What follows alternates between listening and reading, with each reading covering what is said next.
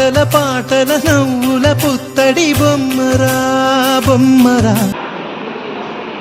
ఆశగా చూసిన నాన్నకి పుట్టిన అమ్మరా అమ్మరా.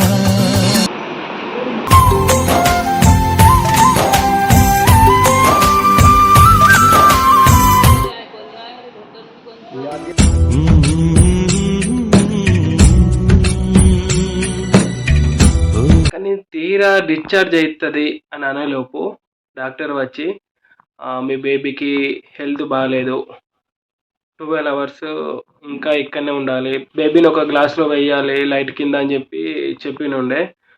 అదెందుకు అట్లెందుకు అని చెప్పి అడిగేసరికి ఇక్కడ పెడుతున్నా చూడండి వీడియో.